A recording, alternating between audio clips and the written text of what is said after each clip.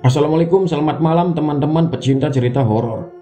Masih bersama Kang Carman di channel Kawan Horor. Malam ini, Kang Carman akan membawakan sebuah kisah horor urban legend yang terkenal di Jawa Tengah, yaitu hantu cekik.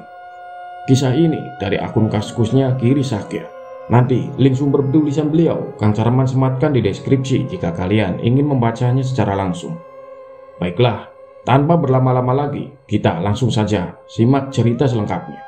Dan buat kalian, jangan pernah dengerin cerita horor ini sendirian, karena terkadang mereka suka ikut menemani.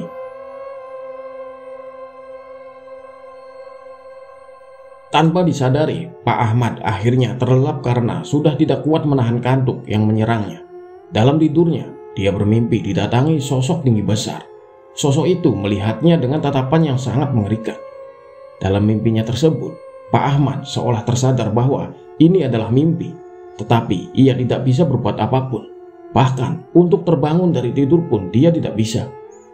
Sosok itu mendekatinya, lalu tangannya memegang leher Pak Ahmad. Tidak bisa bergerak, tidak bisa berucap. Itulah yang terjadi. Pak Ahmad seolah tersihir oleh sosok itu. Tak berapa lama Pak Ahmad merasakan tekanan yang begitu kuat di lehernya. Dia dicekik. Pak Ahmad berusaha berontak.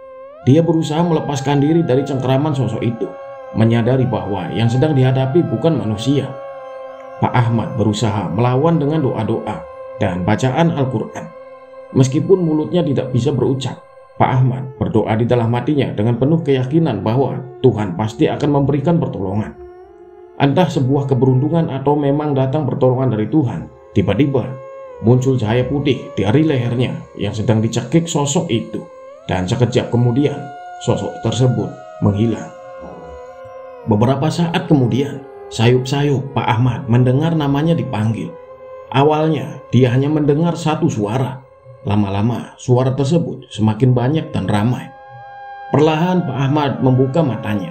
Dan setelah kesadarannya terkumpul, di sekelilingnya sudah banyak warga kampung ini berkumpul. Pak Ahmad berusaha untuk bangun. Nafasnya memburu dan keringat sudah membasahi seluruh tubuhnya. "Minum dulu, Pak," ucap salah seorang warga, diikuti Pak Ahmad menerima segelas air putih itu lalu meminumnya hingga tandas. "Apa yang terjadi, Pak?" tanya Pak Ahmad setelah dia merasa lebih tenang. "Tadi Pak Dayat sedang dalam perjalanan ke musola untuk azan subuh.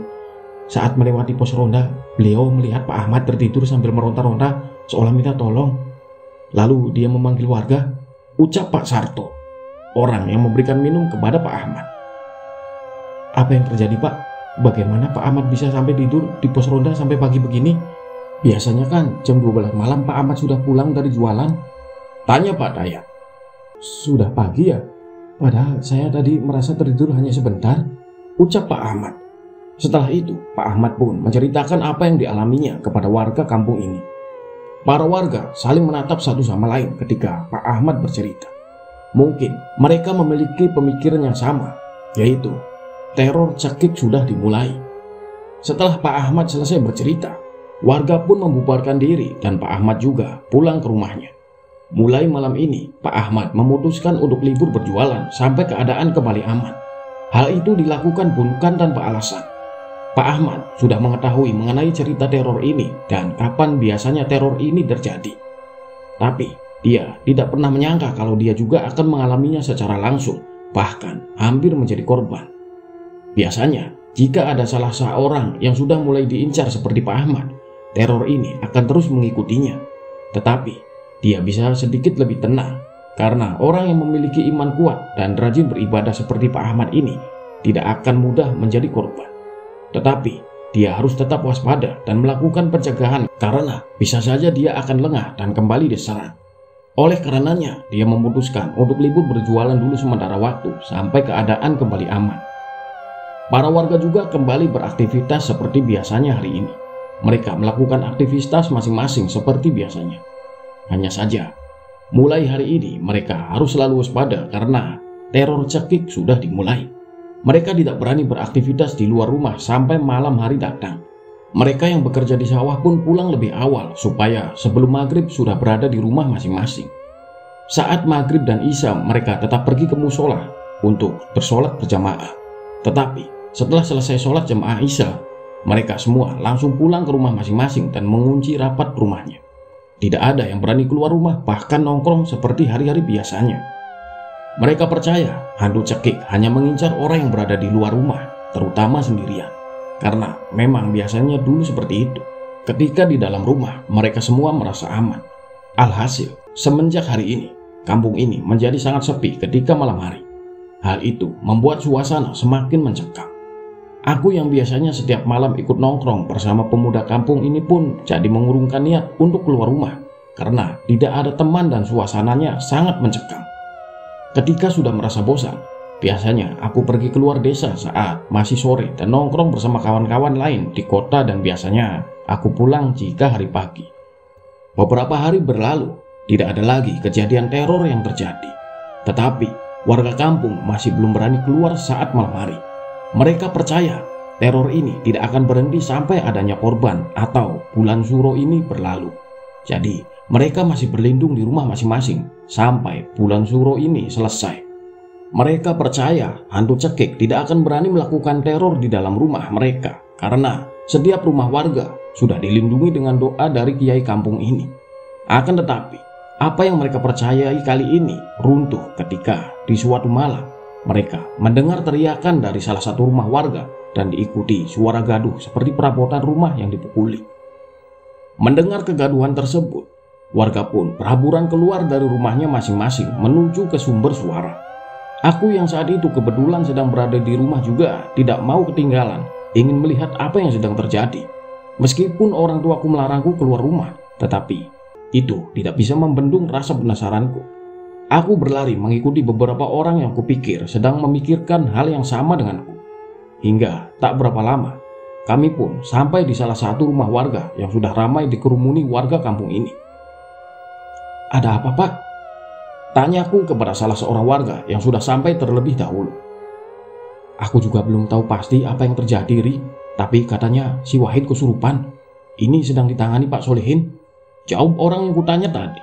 Pak Solehin adalah seorang kiai di kampungku. Aku mencoba merengsek masuk ke dalam rumah melalui sela-sela tubuh warga yang berkerumun di depan pintu rumah ini. Beruntung aku memiliki badan yang kurus, jadi bisa dengan mudah melewati kerumunan warga. Aku benar-benar penasaran dengan apa yang sedang terjadi. Karena dari setiap kejadian teror di kampung ini pada tahun-tahun sebelumnya, aku tidak pernah bisa mendapatkan jawaban pasti mengenai misteri teror ini. Setiap aku bertanya, mereka selalu memberikan jawaban yang tidak pasti, bahkan menimbulkan pertanyaan-pertanyaan baru yang sukses membuat rasa penasaranku semakin memuncak. Setelah bersusah payah mencoba melewati kerumunan warga yang semakin rapat di barisan depan, akhirnya aku pun sampai di barisan paling depan dan bisa melihat secara langsung kejadian malam itu. Dengan mata kepalaku sendiri, aku melihat Mas Wahid meronta-ronta sambil dipegangi beberapa orang. Sedangkan Pak Solehin mencoba memberikan pertolongan dengan memegang keningnya sambil membacakan doa-doa. Entah apa karena aku tidak bisa mendengarnya. Beberapa waktu kemudian Mas Wahid menjadi lebih tenang. Ibunya memberikan minum segelas air putih yang telah diberikan doa oleh Pak Solehin. Dia menenggak air itu hingga tandas. Warga yang menyaksikan kejadian itu pun menghela nafas panjang menandakan kelegaan bahwa ketegangan ini telah berakhir. Akan tetapi hal itu hanya berlangsung beberapa saat saja. Tepat sebelum Pak Solehin hendak berpamitan, tiba-tiba Mas Wahid berteriak histeris, kemudian meracau dengan kata-kata yang teramat sulit dipahami. Dia berbicara dengan bahasa yang asing didengarkan oleh orang kebanyakan. Sebetulnya dia bicara dengan bahasa Jawa mungkin, tapi bahasa Jawa yang diucapkan seperti bahasa Jawa yang bukan umumnya digunakan sehari-hari, lebih ke arah bahasa Jawa yang sangat kuno. Beberapa kata yang jelas terucap dan bisa dipahami hanyalah kata darah dan mati. Selebihnya kami tidak memahami apa yang diucapkannya. Pak Solehin mencoba kembali menolongnya. Kali ini seperti terlihat lebih sulit karena aku melihat sendiri dari sudut wajah Pak Solehin yang telah dipenuhi guratan tanda lanjut usianya, telah dipenuhi titik-titik tanda air keringat mulai bercucuran. Dalam pergulatannya, Mas Wahid sesekali melihat sekelilingnya dengan matanya yang melotot, masih sambil meracau. Hingga ketika pandangannya mengarah kepadaku, dia pun berhenti bergerak dan terus mengarahkan pandangannya kepadaku. Aku yang sedari tadi hanya terpaku melihat kejadian ini pun seketika bergidik ngeri. Mas Wahid masih terus memandangku tanpa ekspresi sedikit pun. Hingga beberapa detik kemudian, aku melihat perubahan pada raut wajahnya.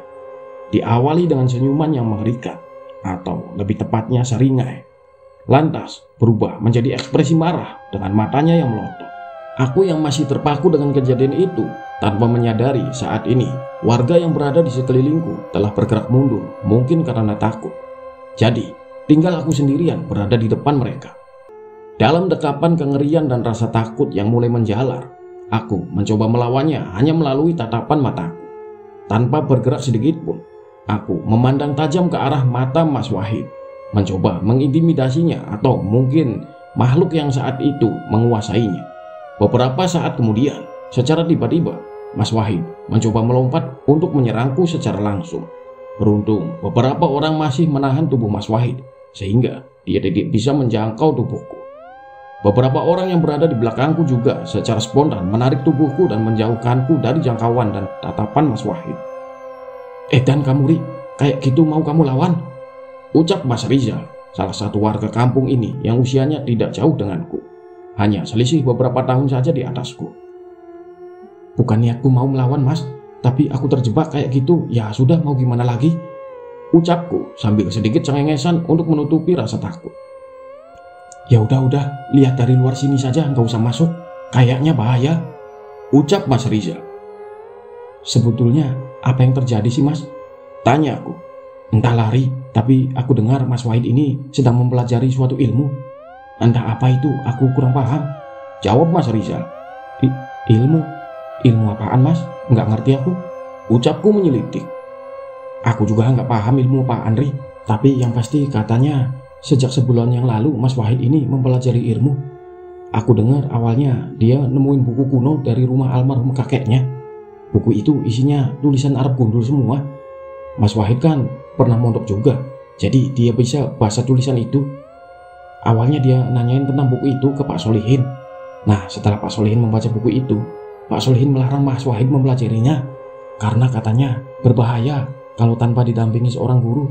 Sedangkan Pak Solihin tidak bersedia mendampinginya karena menurut Pak Solihin, ilmu di dalam buku itu cukup berbahaya kalau seorang menguasainya tanpa kontrol yang cukup.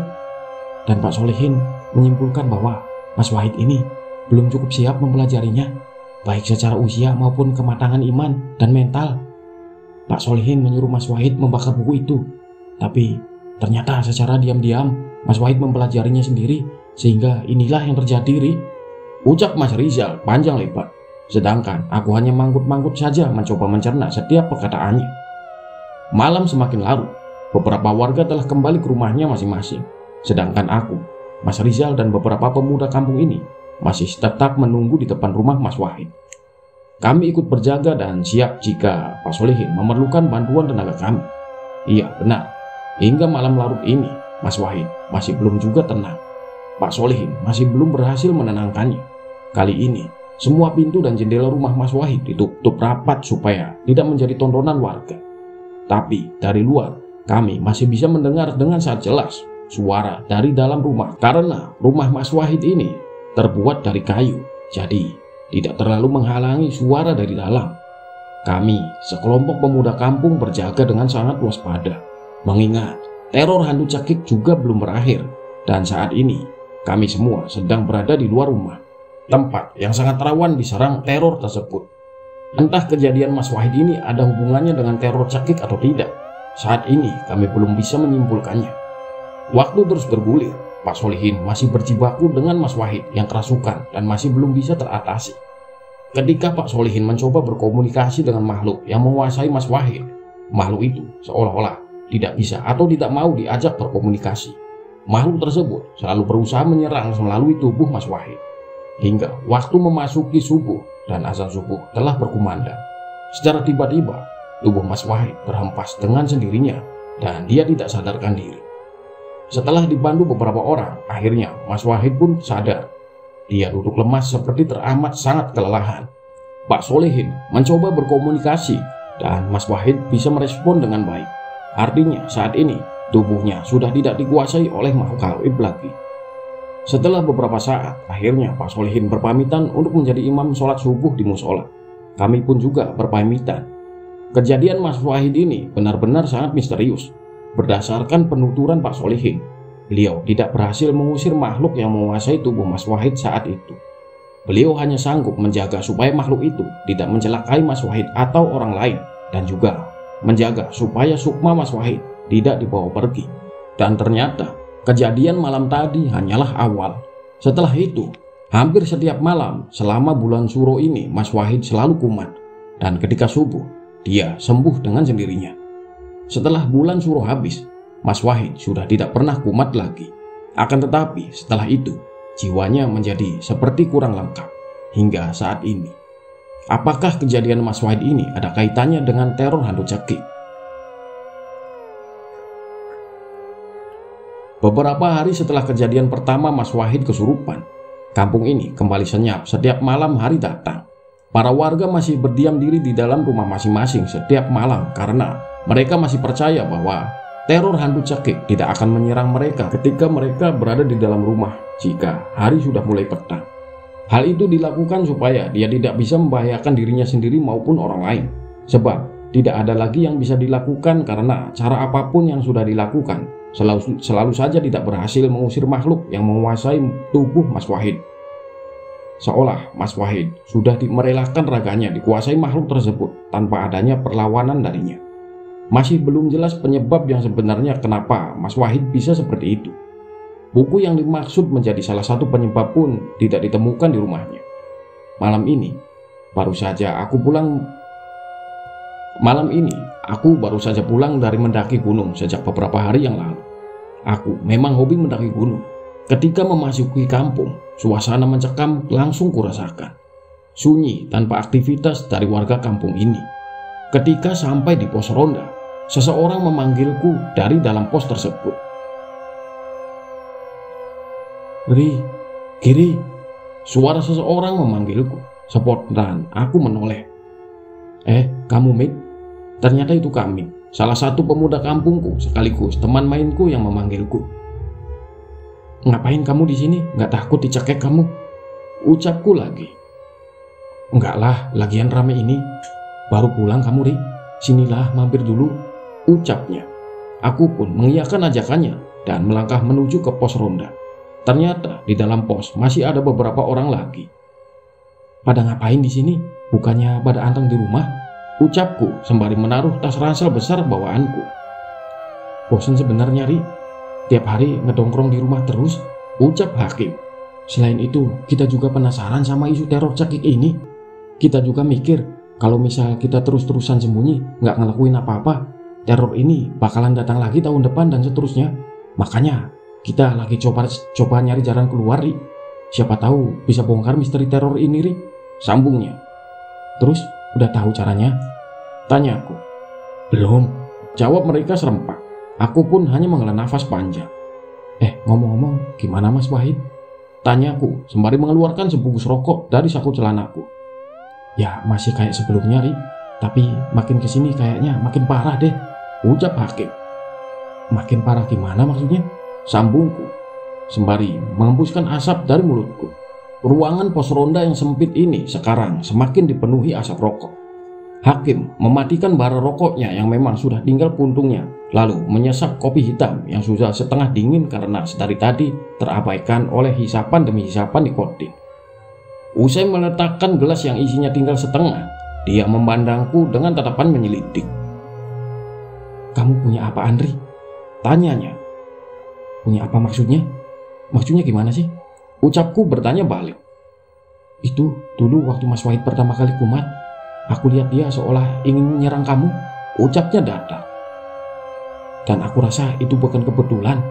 Dari sekian banyak orang di situ, kenapa cuma kamu yang diperhatikannya? Setelah kamu keluar, nggak ada orang lain lagi yang diserangnya, kecuali Pak Solihin yang memang berniat melawan makhluk yang merasuki Mas Wahid. Sambungnya, dan aku pun hanya terdiam tak mengerti apa yang harus diucapkan. Aku bingung mau jawab apaan. Sejujurnya, aku juga nggak ngerti kenapa aku yang diserang. Waktu itu aku nggak ngelakuin apa-apa, aku cuma ngeliatin mata Mas Wahid. Dan perlu kamu tahu, aku nggak punya pegangan apapun kalau itu yang kamu maksud. Jawabku. Beberapa hari ini aku sama Hakim dan anak-anak yang lain sering mikirin ini dan kadang membahasnya. Ucap kami. Kayaknya kamu punya sesuatu yang itu bukan hal sembarangan, Ri. Kalau kamu ngerasa nggak punya apapun, mungkin kamu belum nyadar aja mungkin, Ri.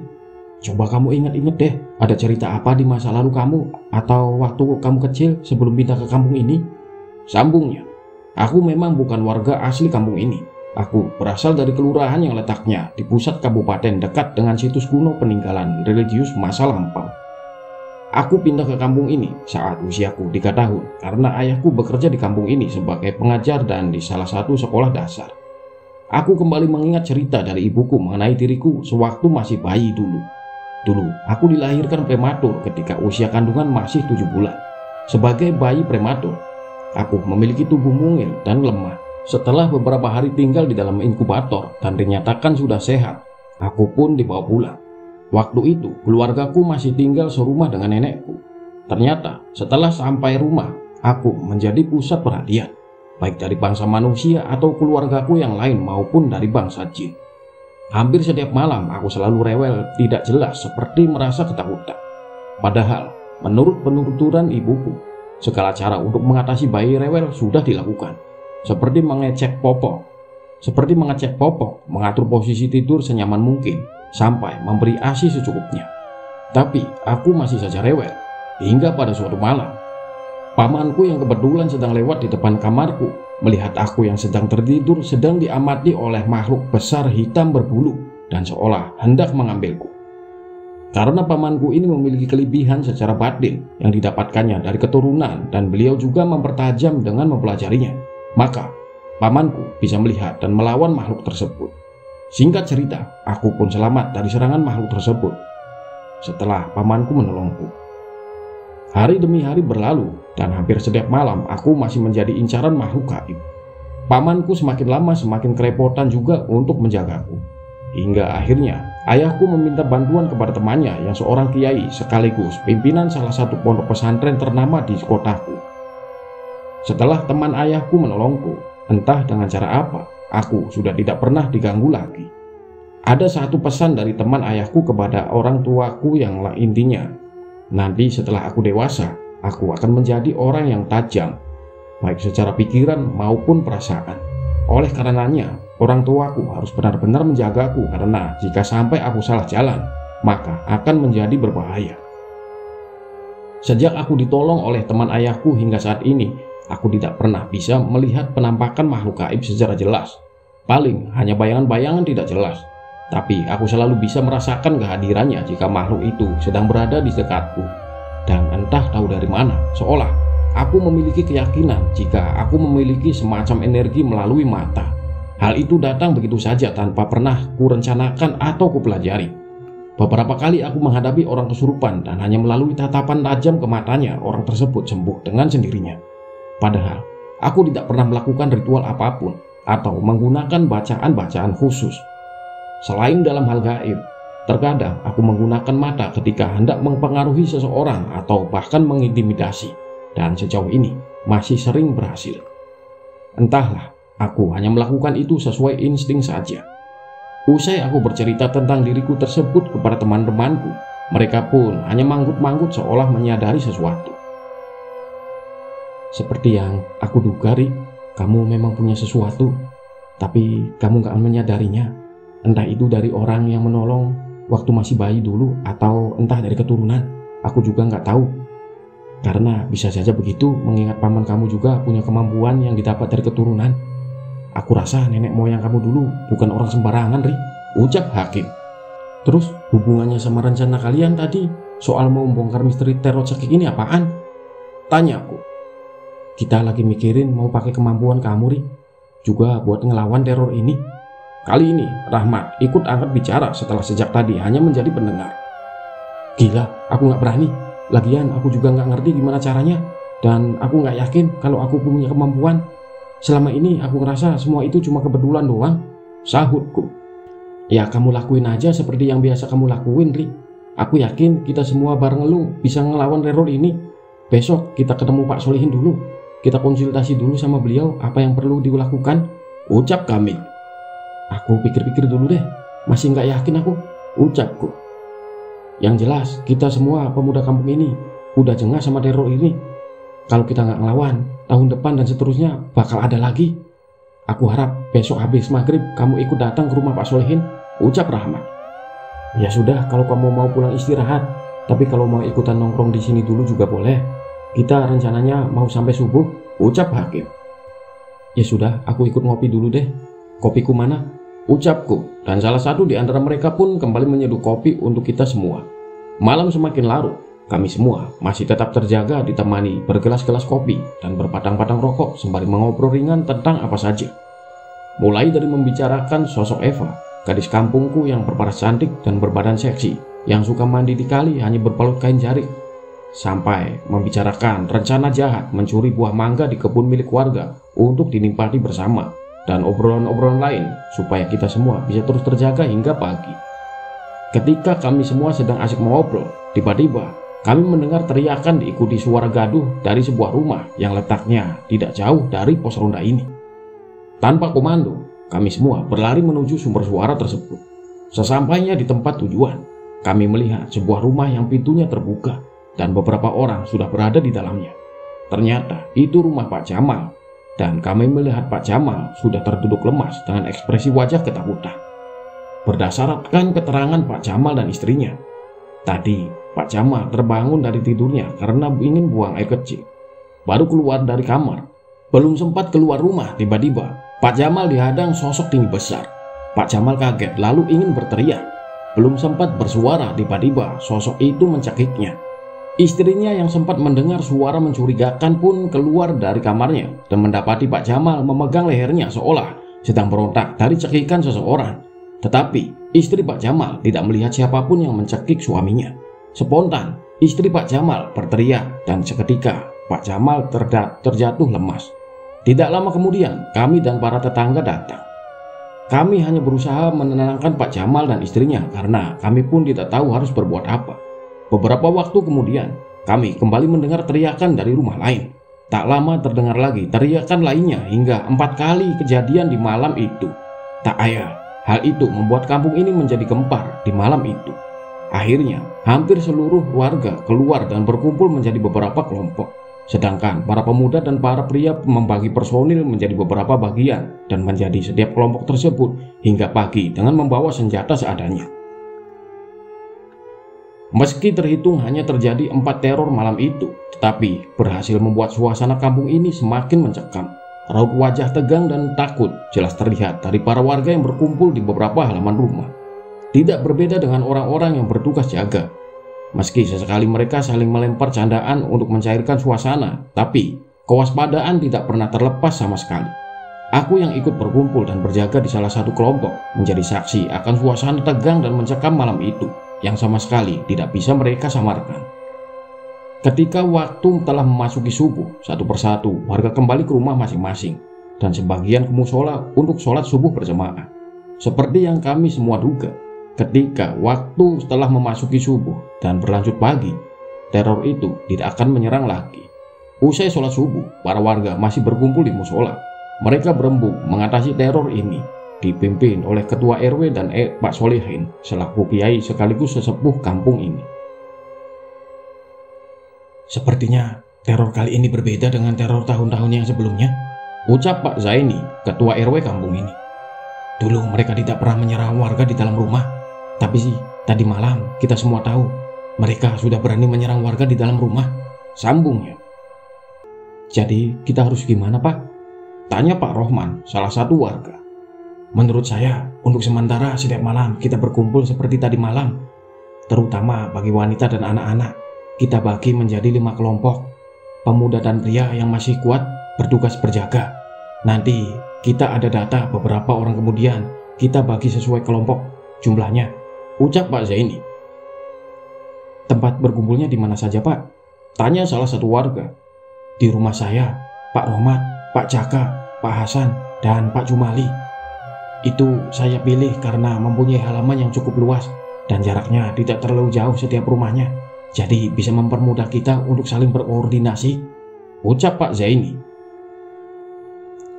Kita kumpul mulai selepas Isya sampai subuh. Pak Solihin, jika ada yang perlu ditambahkan, saya persilahkan, sambungnya. Saya setuju dengan usulan Pak Zaini. Untuk sementara, itu yang bisa kita lakukan. Sebagai tambahan, kita tutup semua jalan masuk ke kampung kita setiap malam dan tempatkan penjaga di sana. Jika ada orang asing atau bukan warga sini masuk, harap diminta KTP dan tanyakan keperluannya. Jika mencurigakan, langsung amankan. Tapi saya mohon untuk tidak menggunakan kekerasan. Nanti malam selepas maghrib, saya minta semua pemuda dan laki-laki dewasa yang hendak ikut berjaga untuk berkumpul di rumah saya. Saya akan memberi sedikit bekal, ucap Pak Solihin. Baik, saya rasa cukup pertemuannya. Nanti siang, saya akan memberikan informasi pembagian warga dalam kelompok dan peraturan di dalam kelompok. Saya minta semua bisa bekerja sama dan tidak menentukan kelompoknya sendiri-sendiri, supaya mempermudah saya membuat data anggota setiap kelompok. Pertemuan ini saya bubarkan. Assalamualaikum warahmatullahi wabarakatuh, ucap Pak Zaini menutup pertemuan pagi itu. Diikuti para warga membubarkan diri setelah menjawab salam. Tidak ada kejadian apapun yang berhubungan dengan teror cekik ini pada siang harinya. Pak Zaini selaku Pak RW mendatangi rumah warga satu persatu untuk memberikan pengumuman mengenai pembagian kelompok dan peraturan di dalam kelompok tersebut. Salah satunya adalah warga dilarang meninggalkan kelompoknya tanpa alasan jelas dan tanpa didampingi warga lain dan salah satu penjaga. Hal ini dilakukan demi keamanan warga sendiri. Petang menjelang, azan maghrib pun berkumandang. Aktivitas warga masih seperti biasanya. Mereka berbondong-bondong datang ke musola untuk maghrib berjamaah. Usai sholat maghrib, para pemuda dan pria dewasa yang siap dan bersedia untuk berjaga kumpul di dalam teras dan halaman rumah Pak Solihin. Usai melakukan doa bersama yang dipimpin oleh Pak Solihin, satu persatu dipanggil ke dalam rumah untuk minum air putih yang telah dibacakan doa. Aku pun tidak ketinggalan ikut di sana. Menjelang Isya, semuanya telah selesai dan kami pun membubarkan diri untuk sholat Isya dan bersiap untuk ikut berjaga di kampung ini. Pembagian tugas sudah dilakukan.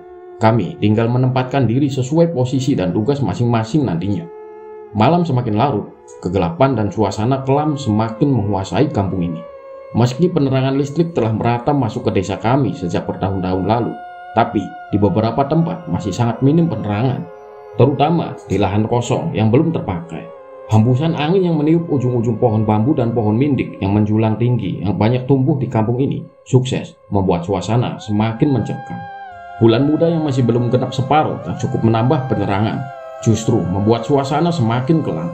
Meski langit cerah, tapi tak mampu ikut mencerahkan raut muka para warga yang berkumpul dalam kelompok-kelompok demi mendapatkan jaminan keamanan dan keselamatan dari teror cekik yang saat ini sedang menyerang kampung ini.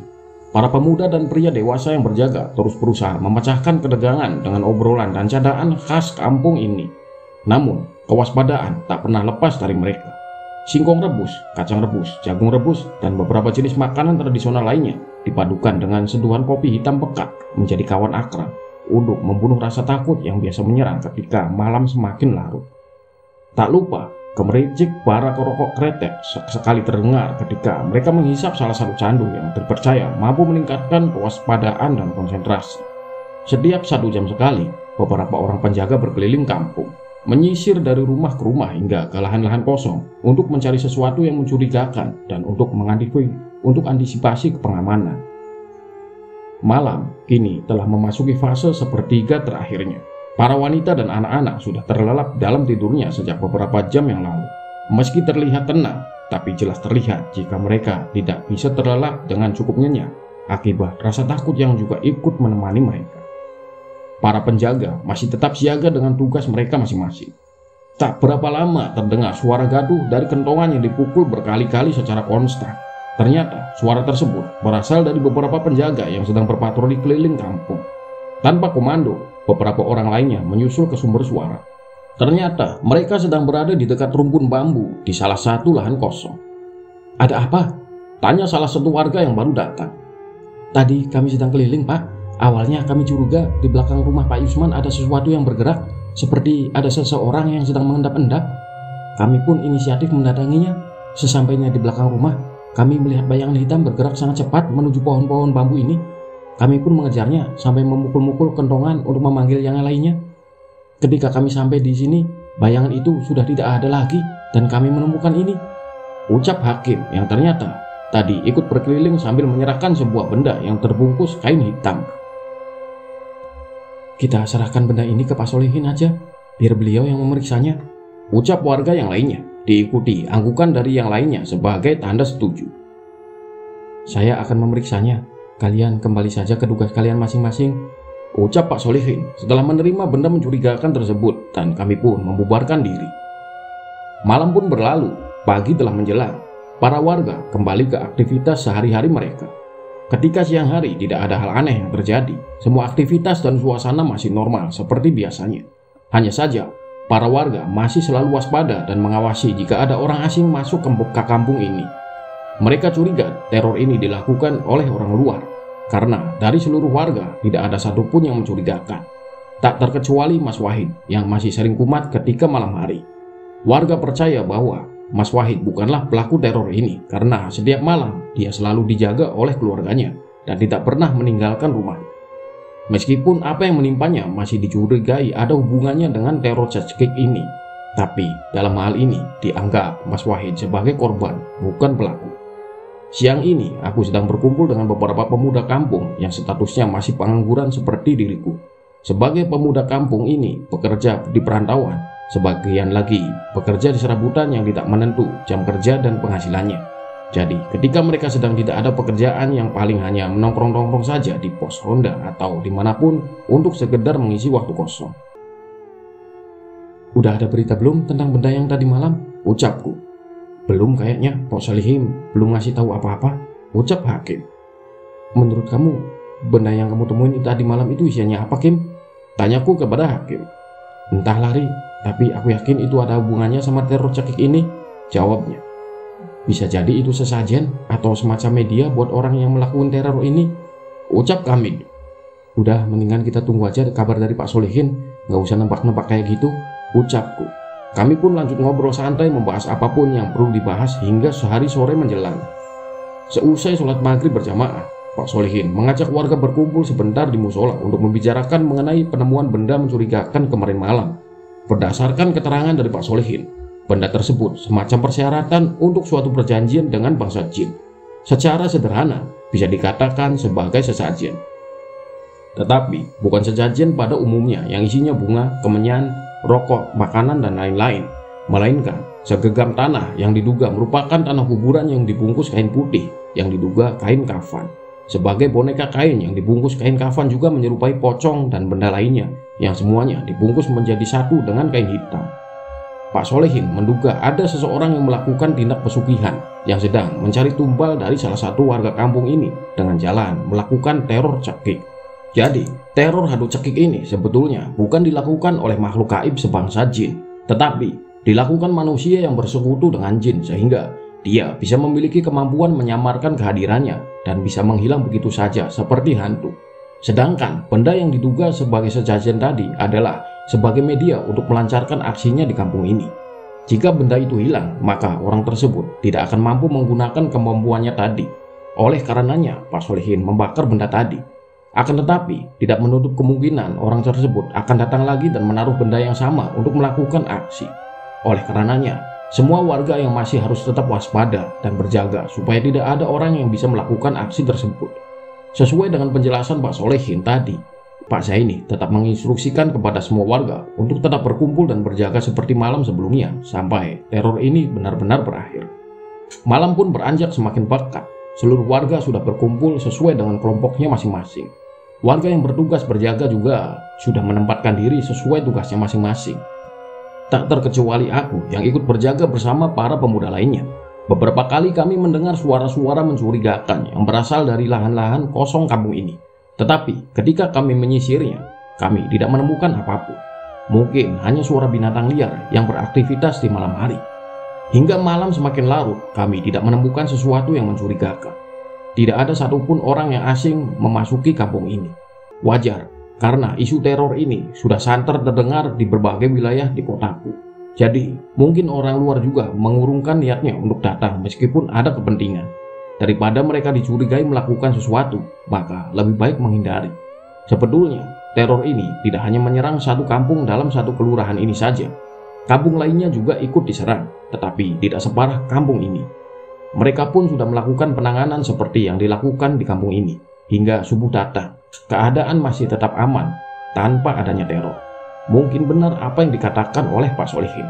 Pelaku teror ini tidak bisa menggunakan kemampuannya karena benda yang digunakannya sebagai media untuk melakukan teror itu sudah dimusnahkan. Beberapa hari berlalu, keadaan kampung masih tetap aman tanpa adanya terjadian teror. Tetapi seluruh warga masih tetap waspada dan berjaga. Kami tidak mau lengah, tidak mau kecolongan. Hanya saja dikarenakan keadaan relatif kondusif, suasana kampung ini kini setiap malam cenderung lebih nyaman. Tidak terlalu mencekam seperti sebelumnya. Sudah tidak terlalu kelihatan raut muka takut dari warga yang berkumpul setiap malam.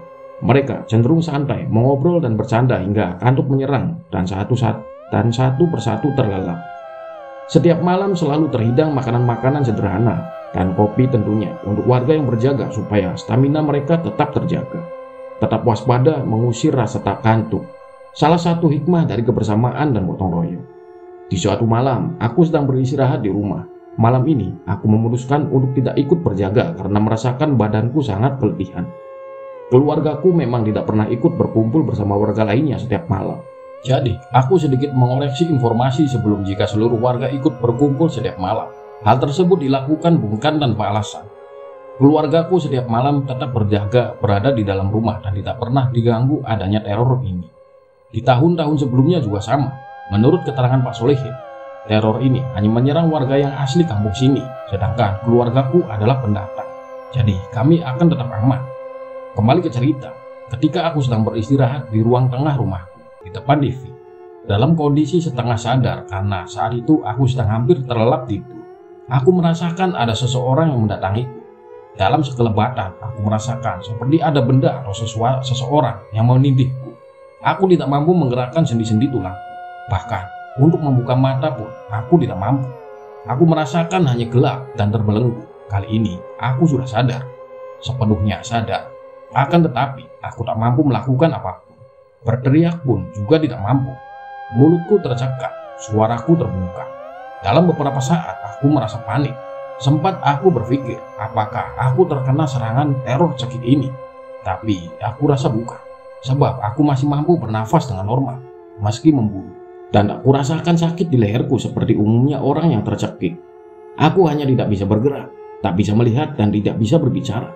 Menyadari keadaanku sekarang, aku mulai berusaha menenangkan diri. Perlahan, aku mengatur nafas sambil berkonsentrasi dan berdoa menyerahkan segala kekuatan hanya kepada Allah semata. Setelah beberapa menit, aku mulai merasakan sekarang sedikit demi sedikit aku mampu menggerakkan tanganku, tapi masih terasa sangat berat. Aku kembali berkonsentrasi. Aku menarik nafas panjang dan pelan, menahannya beberapa detik lantas menghentakkan badanku sambil membuang nafas. Dan seketika itu pula, aku mampu bergerak dan membuka mata. Kini aku sudah sepenuhnya sadar dan bebas, tetapi aku merasakan badanku sangat keletihan. Keringat telah bercucuran membasahi tubuhku dan nafasku memburu. Ketika sedang berusaha memulihkan stamina, sekelebatan aku melihat seperti sosok manusia berdiri membelakangiku sedang memandang salah satu dinding rumahku yang terdapat hiasan benda-benda yang kutemukan ketika mendaki gunung dan membentuknya menjadi hiasan dinding. Ketika aku sedang berusaha menggerakkan badanku, sosok itu pun seketika menghilang. Siapa atau lebih tepatnya apa yang tadi menampakkan diri di rumahku? Padahal sejak kejadian di masa kecil dulu, aku tidak pernah bisa melihat penampakan sejelas ini. Dan kenapa dia memandang ke arah dinding itu yang terdapat hiasan tidak penting tadi? Perlahan aku bergerak ke arah sosok tadi berdiri. Aku melihat benda yang ditempel di dinding. Sebatang bambu kuning sepanjang kurang lebih 1 meter dipotong dari pangkalnya. Bulu burung elang Jawa, daun pinus kering, buah pinus kering, dan pecahan kayu pinus yang kuukir menggunakan pisau dengan motif abstrak. Benda-benda itu kususun menjadi sebuah hiasan dinding yang menurutku artistik. Entah kalau menurut orang lain, aku mengambil benda itu kemudian memandangnya lekat-lekat. Beberapa saat kemudian, aku menyadari sesuatu. Mungkinkah? Iya, selesai teman-teman. Cukup menegangkan ya teror di kampung Giri ini. Ternyata teror hantu cekik ini adalah ulah dari orang yang melakukan pesugihan ya, yang sedang mencari tumbal. Dan itu sudah terselesaikan oleh Pak Solihin dengan membakar benda hitam yang dianggap sebagai media. Benda hitam yang ditemukan oleh para warga tadi ya. Di akhir cerita tadi ternyata Giri ini didatangi sosok yang tidak dijelaskan lebih lanjut. Tapi dari ceritanya sih, Giri ini menemukan benda-benda aneh. Menurutnya itu artistik atau estetik, itu benda yang ditemukan dari gunung itu saat si Giri mendaki gunung ya. Mungkin dipikirannya hanya barang-barang biasa saja, makanya dijadikan hiasan dinding. Tapi ternyata muncul sosok hitam. Ya, mungkin saja sosok hitam itu adalah penunggu di salah satu benda temuannya tadi. Harus dibuang sih kalau kayak gitu, daripada akan mengganggu seisi rumah, ya kan? Iya, itu saja cerita malam ini. Semoga dari kisah ini kita dapat mengambil pelajarannya. Kita ambil baiknya dan buang buruknya ya teman-teman. Dan mohon maaf nih karena ceritanya lumayan panjang, jadinya Kang Sarman banyak salah pengucapan saat membawakannya ya. Mohon maaf atas kesalahan-kesalahan tadi ya teman-teman. Semoga kita semua selalu dalam lindungan Allah Subhanahu wa Ta'ala. Dan akhir kata, wassalamualaikum warahmatullahi wabarakatuh. Salam kawan horor.